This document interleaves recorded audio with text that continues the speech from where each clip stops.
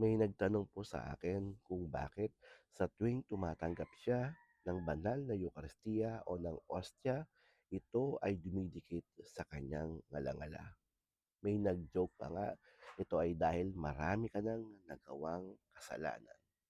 Pero mga kapatid, mga kapwa ko, Kristiyanong Katoliko, hindi ibig sabihin na dumikit ito sa iyong bibig o ngalangala ay marami ka nang nagawang pagkakamali.